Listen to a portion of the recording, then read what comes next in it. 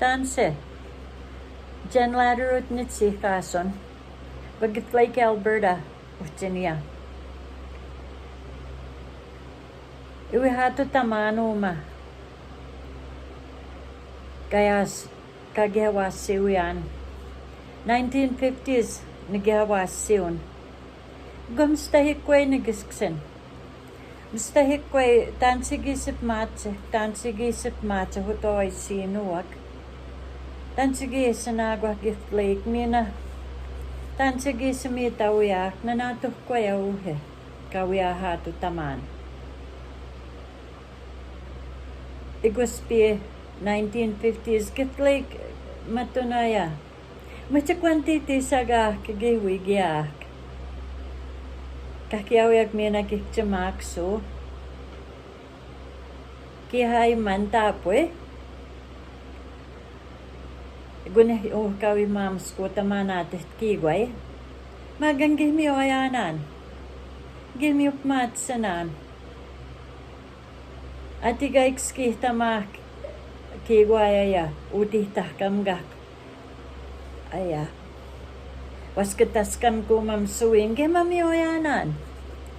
Igway-igwah kigwah nagihtiyayon. Kayas ay sige miyosik dito yan. Kimiyosan kayas. Uy, tapoy. Tapoy. Ya. Kaya sige miyosik. Matsaga ni Pagsimon. Tamiyuh tamik. Tamiwih tamik nina. Uhi atamuna. Kaya yan. Hi. My name is Jen Latterut. And I'm from Gift Lake, Alberta. I'm going to be telling stories on YouTube about my childhood, how things were back then. Kayas, that means long time ago. I was a child in the 1950s, and I remember a lot. I remember how people lived, what people did for a living, things we played and things we had for entertainment, and a lot of things that I'm going to be talking about. Different stories, not all in one night, or I'll have a 3-hour video. I am now old enough to be able to say the good old days. The good old days were good. Because they were. They were definitely the good old days. A very different life from the way we live today. Very different. In the 1950s, Gift Lake was a tiny, isolated community in the north.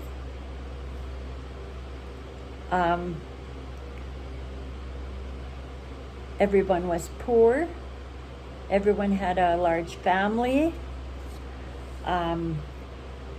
We were all the families were in the kind of in the same situation. Nobody was well off. There was a few people who had a vehicle that, might have felt well off. Other people relied on them for rides into major shopping centers.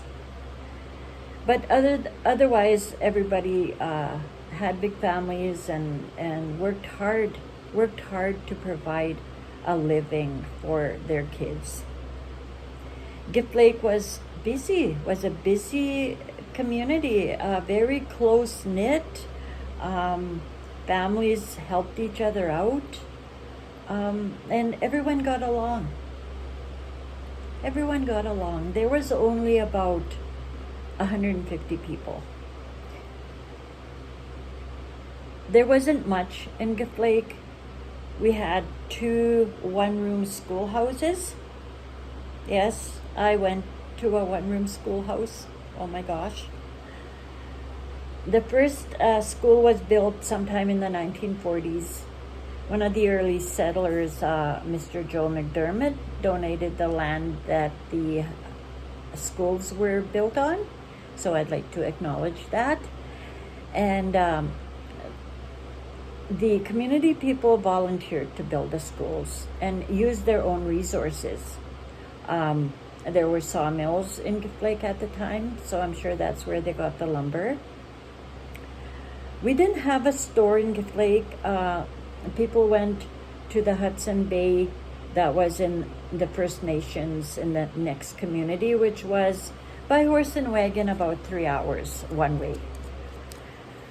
That was where they got the majority of their supplies. But we did get a store built in Gift Lake in 1957. The government came and built the store, the provincial government. They built a store and they staffed it.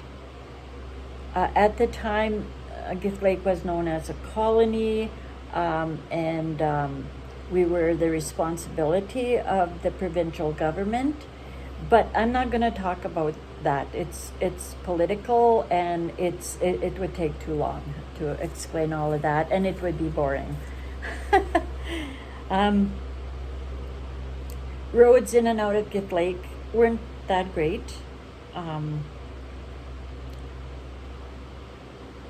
Not too many people had vehicles. So people weren't traveling out and about too far or very often out of Gift Lake. Our only news of the outside world was radios. Most everybody had a radio, and they were the ones that were hooked up to a car battery. For those of you who might remember. At best, I don't know, we probably only got one station. I remember whenever a boxing match was on radio, the men in my family just kind of huddled around the radio listening to the boxing match and getting excited. No TV, no phones. Gift Lake was certainly like unaffected by the technology that was, becoming the norm in the outside world in the 1950s. We had no amenities to speak of, no modern conveniences. We didn't have power, we didn't have central heating, we didn't have running water, so we had to use wood for heat and cooking and haul our water from the lake. For the kids, it meant a daily trip to the creek with a pail or two, at least once a day. And if we didn't conserve the water, or depend on what Mom was doing, maybe 2 trips a day. In the winter, our water supply came from the snow. We used snow for water. Kerosene lamps provided light during the long, dark winter months. I remember my mom sewing, mending clothing, socks by that dim lamplight. She heated up irons to iron the clothes, and she ironed all of our clothes. There was no such thing as not ironing. I remember she even ironed T-shirts and sheets, bed sheets. So when I grew up, I ironed my bed sheets until I realized, hey, nobody else is doing this. A horse and wagon was our mode of transportation. So yes, I lived in horse and wagon days. I remember my 2 grandchildren. I had them with me, and I was talking about how life used to be when we were traveling on this road where we used to go by horse and wagon. I was telling them all these stories and about my childhood and how things were. And Brooklyn asked me, she said, "Kokum, were you a pioneer?" That was so funny.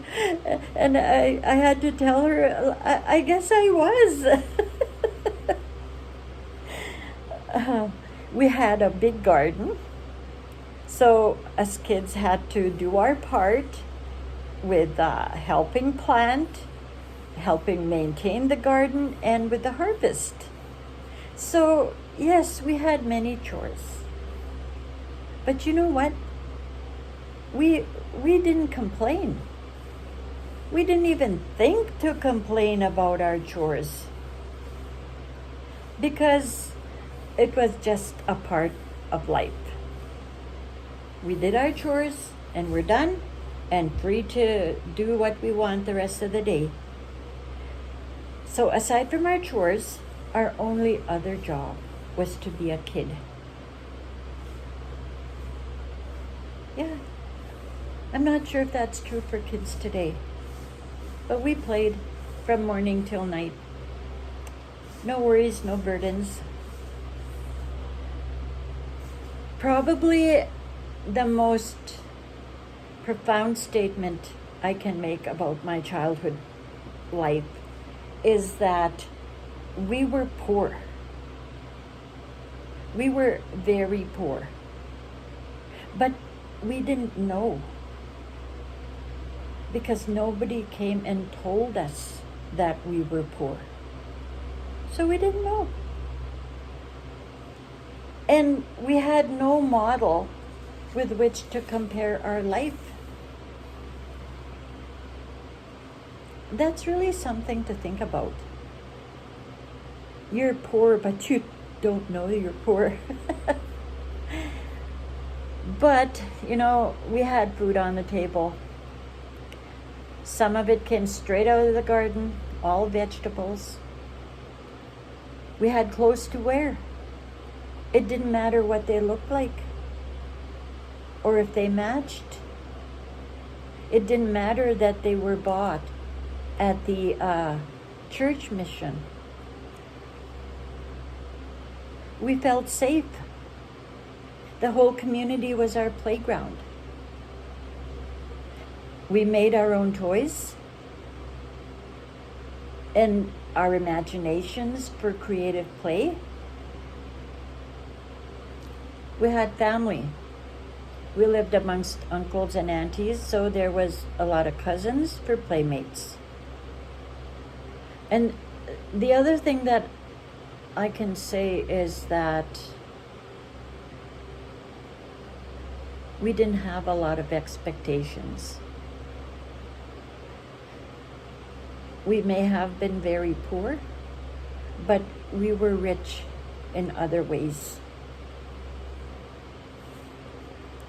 And everyone in the community was in the same situation. Big families, a daily struggle to provide food and shelter.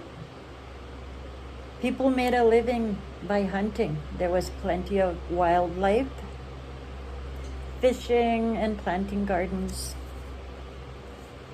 Men did the odd work for pay type of jobs that they had to leave the community for.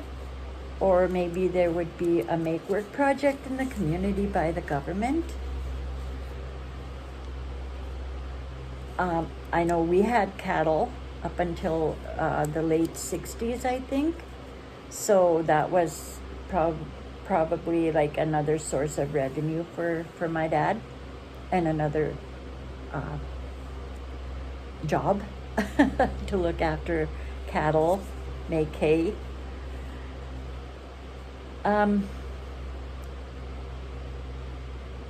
We didn't have a lot of things. Like, we didn't have fast food. What was that? We had no idea. Sometimes we barely had food. But you know what? I don't remember a hungry day. We never went hungry. My dad and my mom made sure of that. Mom was very creative with what little she had to feed a family of 10. And my dad worked hard. And I remember he used to say, like when I got older, he used to say that he wouldn't be able to sleep. Many nights he couldn't sleep, worrying about how he was going to provide for his children. But he provided, and the Lord provided. We didn't have movie star idols. We didn't have TVs. We had no idea who Elvis was. He was a phenomenon in the 1950s, as you know. We didn't even know he existed. The first time we heard of rock and roll, an older cousin, Roddy, his name was Roddy, left the community for quite a while, and then he came back. I think he went to jail. Anyway, he came back and he said, "Oh, I learned this new dance and this new music. You kids, like, you have to, I'll show you this dance." And he was, like, he loved to play practical jokes, right? He was, that was just how he was.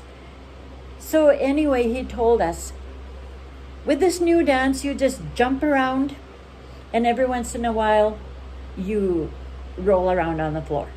It's called rock and roll. So we danced this new dance and had fun. I'm sure our cousin had fun too. And that was just how naive we were. We didn't know these things. Like, people didn't go on holidays. If they went on a holiday, they went on a berry picking trip or something. I remember the Waynes family. They lived in Gift Lake. They were like Munoz, white people.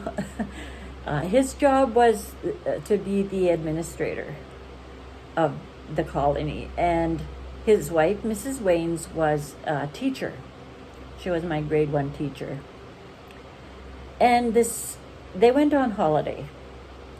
And when they got back, they invited the community to come and watch a slideshow of pictures they had taken on their holidays.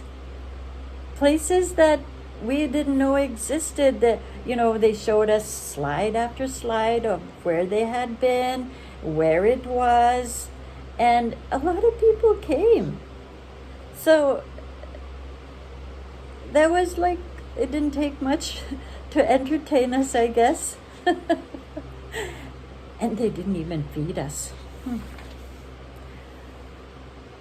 We also had picture shows. That's what they used to call movies, picture shows. Father Burato, he was the priest from the First Nations next to our community, Whitefish Lake. And he started showing picture shows, movies, in Whitefish. He had a hall of some kind. And people from Gift Lake would go sometimes. I remember we were visiting family in Whitefish one time, and we went to, there was a picture show, so we went. And oh my gosh, I just thought of this. Oh my gosh. The two movies, the two picture shows we watched that time one was Jerry Lewis. Remember Jerry Lewis? Oh my gosh. But this is even worse. Charlie Chaplin. Charlie Chaplin. I went to a Charlie Chaplin movie. Oh my gosh, I just thought of this. That's crazy. Anyway, then Father Burato decided to start bringing these movies to Gift Lake. So there was an old log house, an empty house just down the road from where we lived, and that was where the building that he used. It was it was, I remember it was, admission was 10 cents for a child and 25 cents for an adult. There was no popcorn, no pop and chips to be bought.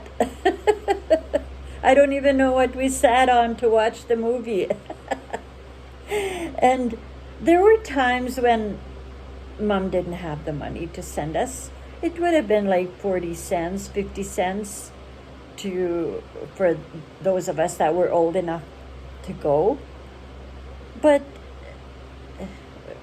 we understood. We didn't complain or try to beg for money. Like, if we're told there's no money, there's no money, and we just have to figure something else out, right? So we would still go and hang out outside with other kids who couldn't afford to go in either. But when you're poor, you get very creative. The kids, boys, I guess, had dug up a trench along the base of the log house on both sides. So there would be, like, if you laid flat on the ground, there would be like about a 6-inch window through which to watch the movie. So that's what we did. We shared. Like, there'd be about 3-4 kids that would be able to lay on the ground to watch the movie through the 6-inch space, and then it would be, okay, well, it's different kids' turn now to watch the movie. So, we shared. We had to lay on the ground to watch the movie. Then Father Barato built a show hall in Gift Lake, and it had a cement foundation, so couldn't do that there. I remember too that this will speak to, just the fact that we were poor and appreciated what little we had. One day, Mom said, "I hear the supervisor is giving away cases of canned meat," she said. "We'll take the sled and get a case before it's all gone." Before it's all gone. Anyway, we got dressed. My older brother Edward, Mom, and myself. We took a sled, and we hurried to the office. And when we got there were some other people that were there already, and Mr. Waynes was giving each of them 2 cases. So we got our 2 cases. My brother Edward loaded them onto the sled, and as soon as we left the office and there was nobody to see, he just ripped into the box to see what was in there, because we were curious. We didn't know what we were getting. And it was full of cans, round cans, and it was cans of Spam, cases of Spam. I certainly didn't know what Spam was, and I'm not even sure Mom knew what it was either, but she was just happy to get some free food. When the Spam ran out, we went back for more. Mom would slice it and fry it for lunch just about every day. So yeah, lots of Spam probably from some charitable organization, or maybe it was from the government. I don't know where that Spam came from, but the whole winter long we had Spam in Gift Lake, the Spam project. Another time, I don't know, I was in grade 1 or 2, we had kind of a snack program in school. We had, once a day, we would get these great big round biscuits. I mean, they were huge.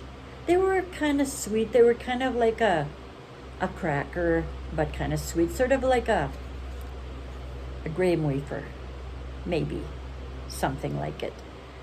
Anyway, we would get one biscuit and a glass of powdered milk. Then the teacher would mix it up, and that would be our snack.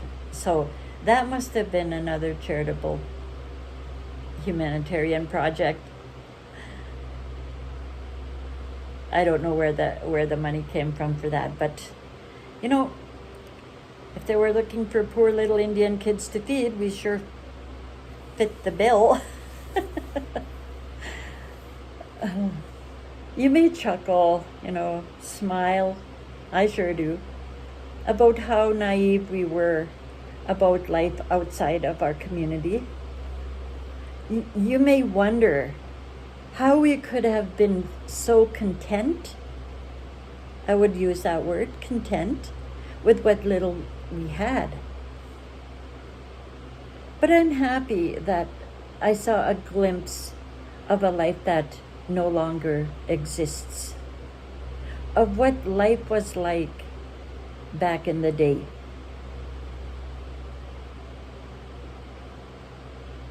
I feel blessed to have been part of a life where I was able to do my part to contribute to the survival and functioning of a large family. I feel very blessed. The good old days, kayas, may be a cliche, but whenever I step back in time, whenever I think about, talk about, write about my childhood days,